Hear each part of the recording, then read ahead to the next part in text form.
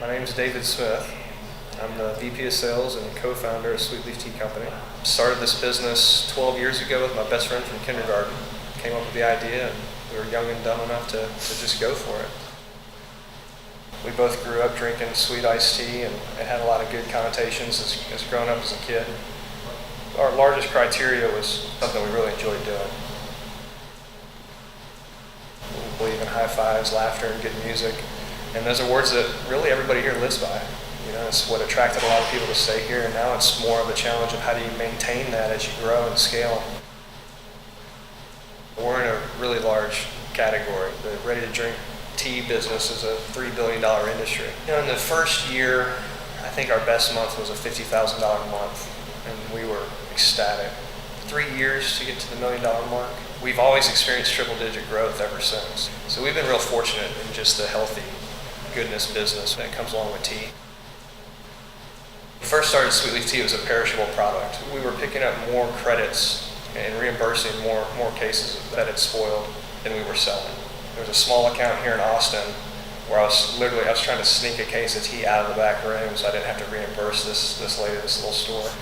And I almost got busted. At that moment on, when I pulled out of there, I was like, this has got to change. The biggest problem was that it was perishable, so I started to just pick up the phone and call other manufacturers that could brew iced tea and make it for us. That really is what solved our problem.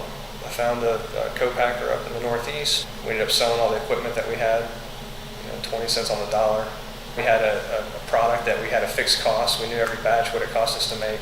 That really allowed us to expand distribution without having to worry about old ladies chasing you out of the store wondering what you did with the bad product. We literally started the company over. We had about an 8-month transition period where our sales went back to zero. All the old product was pushed off the shelves and had to go back and regain all that shelf space. It was a platform building year. We had a new relationship with Nestle Waters, and we really spent a lot of time trying to figure out the synergies between us and how we could really leverage their capabilities. So there was a few months where things slowed down, but once we got to that point where we really started working together, it really ramped up. I would have focused on distribution nationally. We were too unsure of ourselves, but I think had we hired the right team up front, you just go for it. Spend what it takes to get the right people on your team.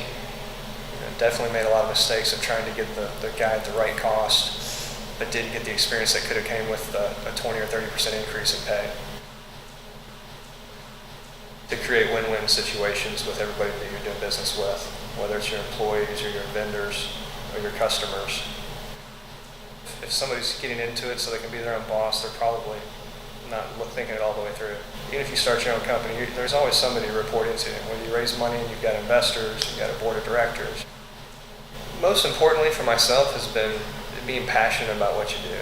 There's going to be more tough times than good times, so what's going to keep you going? If you really have a love for what you're doing and you enjoy it, it'll come through in the products that you make or the services you provide. My name's David Smith, and I'm an entrepreneur.